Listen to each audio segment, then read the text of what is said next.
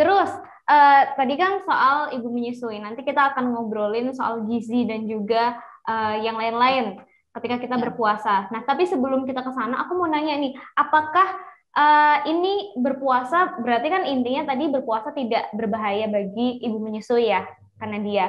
Nah, apakah ini akan sama dengan ibu yang sedang hamil?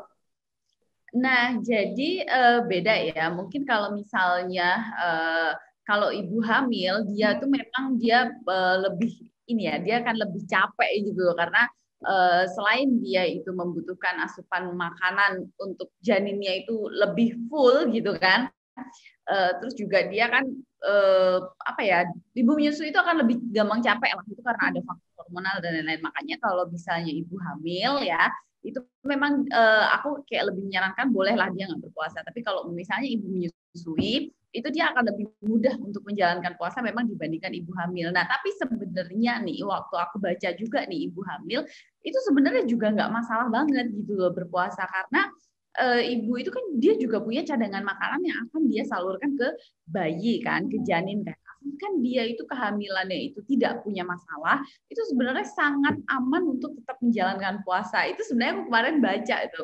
Nah, cuma tinggal balik lagi apakah ibunya itu kuat atau enggak gitu kan, kayak gitu. Jadi sebenarnya nggak apa-apa banget. Dan sebenarnya ibu hamil dan ibu menyusui dia itu membutuhkan tambahan kalori itu, cuman bedanya nih sama orang normal itu cuman sekitar 400 sampai 500 kalori itu, cuman satu piring makan doang. Jadi kalau orang kayak tidak lagi hamil itu butuh 3 kali makan, ibu menyusui itu butuh 4 kali makan, jadi bukan 2 kali lipat gitu. Kan orang kan banyak yang beranggapan kita butuh asupan 2 kali lipat, yang akhirnya kadang jadinya gemuk gitu kan. Nah, jadi sebenarnya butuh tambahannya itu hanya 400 sampai 500 atau sebanyak satu piring makan aja kayak gitu. Jadi kalau misalnya tadi ya ibu hamil atau ibu menyusui, kenapa sebenarnya dia sanggup-sanggup aja berpuasa, karena itu tadi dia punya cadangan makanan dan dia hanya membutuhkan ekstra itu cuma sekitar 400-500 Hmm. kalori.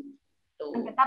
tapi kalau untuk ibu hamil untuk dia bisa berpuasa, apakah tetap harus sesuai dengan anjuran dokter? Jadi harus nanya dulu ke dokter boleh nggak berpuasa? Karena gini, karena dia aku tuh pernah pernah menjumpai, jadi ada ibu hamil yang ketika dia berpuasa tuh malah air ketubannya tuh berkurang. Itu bener nggak sih? Ada kasus kayak Ya, gitu juga nggak sih?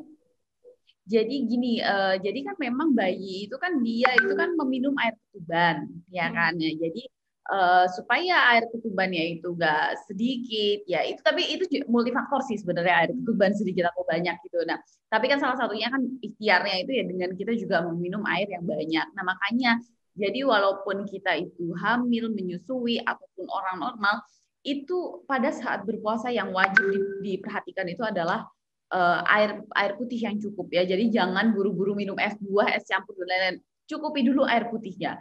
Kalau orang normal itu sekitar 2 sampai 3 liter, ibu hamil dan menyusui itu 3 sampai 4 liter. Jadi memang banyak banget gitu ya.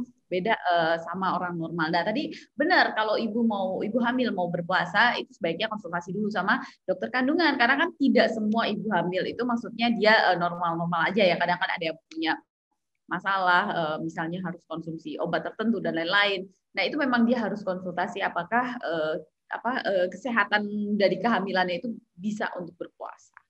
Oke, Gitu. berarti tetap harus dengan anjuran dokter. Kalau dokter bilang jangan berpuasa untuk kesehatan, mending jangan ya, jangan maksain, jangan mentang-mentang bulan Ramadan datangnya sekali setahun terus dipaksain dan berbahaya bagi kesehatan tuh mending enggak.